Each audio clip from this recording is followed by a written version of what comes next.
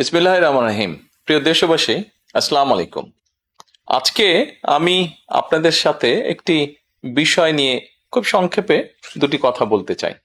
যে বিষয়টি সমাজের প্রত্যেকটি শ্রেণী পেশার মানুষকে স্পর্শ করে। যে বিষয়টি কি সেটি হচ্ছে আমাদের পরিবেশ। অর্থাৎ আমি, আপনি, আমরা সকলে যে পরিবেশটাতে থাকি সেই পরিবেশটি কেমন, আমার আশপাশটি কেমন।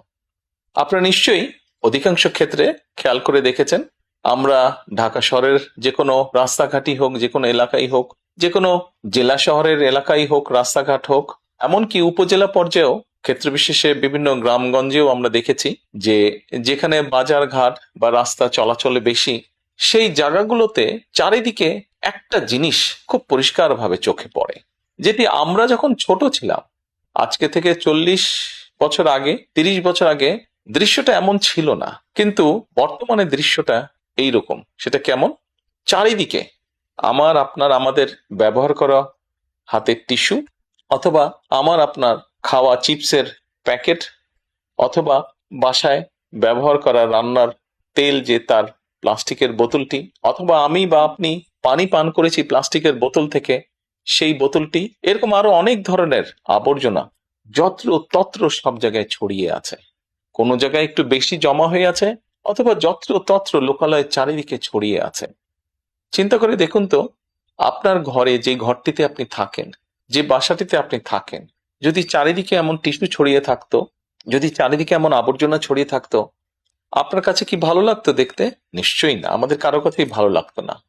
কবি তো সুন্দরভাবে লিখেছেন, সবুজ শস্য শ্যামলা আমার এই ভুবন। তো আসুন না, আমরা কেন আমাদের পরিবেশটাকে সুন্দর করতে পারবো না? বাংলাদেশের অধিকাংশ মানুষই পায়ে হেঁটে চলে, অথবা রিকশায় যায়, অথবা বাসে চলাচল করে। এই মানুষগুলো যখন রাস্তা পার হয়, বিভিন্ন জায়গায় যখন আবর্জনা জমে থাকে, ময়লা থাকে, এই মানুষগুলোর কিন্তু অনেক কষ্ট হয়, বিভিন্ন জায়গায় অনেক দুর্গন্ধ হয় আবর্জনা জমে থাকে। তবে আমরা যদি সকলে মিলে একটু সচেতন হই, আমরা যদি নিজেরা সচেতন হই, যত্রতত্র যদি আমাদের ব্যবহারকৃত আবর্জনাগুলো যদি যত্রতত্র আমরা না ফেলে দিই, আমরা যদি একটি নির্দিষ্ট জায়গায় এই আবর্জনাকে জমা করি এবং নির্দিষ্ট উপায়ে যদি এটাকে পরে ধ্বংস করি, তাহলে যেমন আমাদের পরিবেশটি ভালো থাকবে, ঠিক একইভাবে আমরা আমাদের পরিবেশটাকে সুন্দরভাবে রাখতে পারবো। দেখুন, অনেক জায়গায় আমি দেখেছি, গত কয়েক মাসে যখন আমি দেশের বিভিন্ন জায়গায় গিয়েছি, হয়তো কোনো একটি পুকুরের পাশ দিয়ে যাচ্ছি, দেখেছি পুকুরের ভিতরে বিভিন্ন রকম ময়লা স্তূপ হয়ে পড়ে আছে, অথবা পুকুর পাড়ে বিভিন্ন ময়লা স্তূপ হয়ে পড়ে আছে। অথচ একসময় কিন্তু এই পুকুর পাড়েই মানুষ বিকেলে বসতো, গল্প করত পরিবার পরিজন নিয়ে, কিন্তু এখন আবর্জনার জন্য সেটি সম্ভব হয় না। ঢাকা শহরেও বিভিন্ন পার্ক আছে, বিভিন্ন জেলা শহরেও বিভিন্ন পার্ক আছে।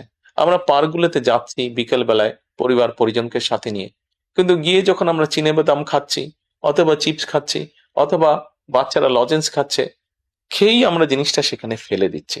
আমরা যখন যাই তখন হয়তো যারা পরিচ্ছন্ন কর্মী তারা হয়তো পরিষ্কার করে রাখছে, কিন্তু আমরা যখন বেরিয়ে আসছি তখন আর সেটি আগের মতন পরিষ্কার থাকছে না।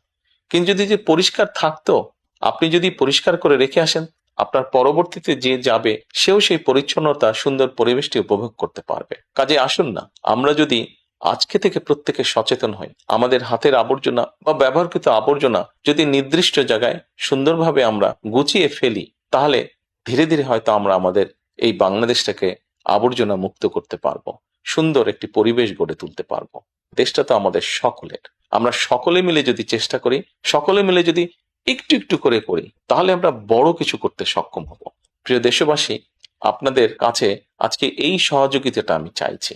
আমরা সকলে মিলে আসুন, চেষ্টা করি আমাদের দেশটিকে পরিষ্কার সুন্দর রাখতে।